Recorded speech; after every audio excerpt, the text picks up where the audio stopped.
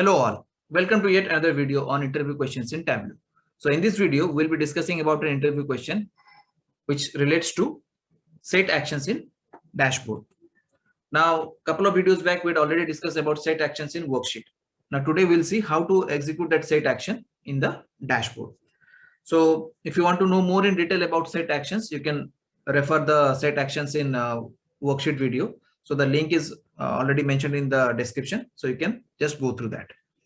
Now let's get started. Now this is my dashboard which is created.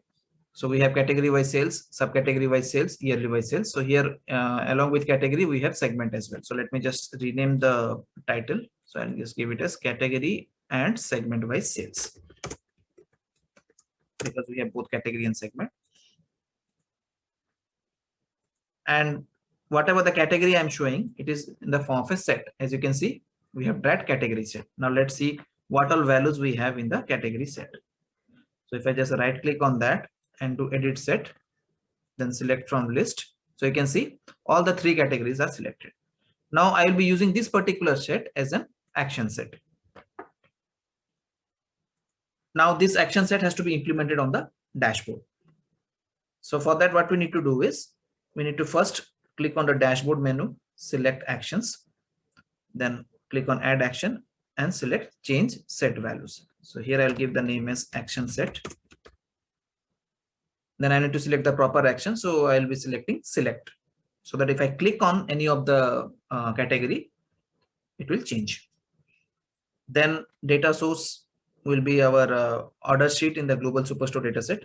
And over here set, under set, we need to select the category set, because I want this set to be used as an action set. Then running the action will assign the values to the set. Let's say if I click on furniture, the set will have only furniture related record. Then clearing the selection will add all values to the set. So once I clear the selection, it will have all the three categories like furniture, office supplies, and technology. Now let's click on OK and OK. Now let's click on technology, for example. So I'll click it over here.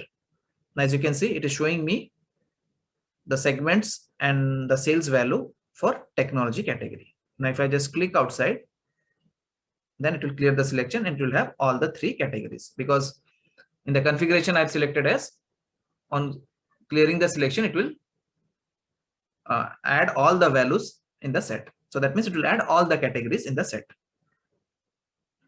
Now, one thing you might have noticed that if I click on any of the category, so only this particular graph is changing, but the other graphs are not changing in the dashboard. So we can't say it as an interactive dashboard. So in order to make it interactive, what we need to do is we need to apply this filter on all the worksheets that we are using in the dashboard. So for that, what we need to do is, so let's just click outside. So now I need to go to this proper sheet where this graph is created. So I can click on this one, go to sheet. Now over here in the filters, right click, apply to worksheets and selected worksheets. Now select only those worksheets which are used in the dashboard. So over here, we are using 4, 5, and 6. So 4 is already selected. So I will select 5 and 6 and then click on OK. Now let's go to the dashboard. Now let's select office supplies, for example. Now as you can see, the other graphs are also changing. Now the dashboard has become interactive. So these are the subcategories which are related to office supplies, and this is the yearly wise sales of office supplies category. Now let me just clear the selection. Now let's say if I select furniture. Now this is the yearly wise sales of furniture category, and these are the subcategories in furniture.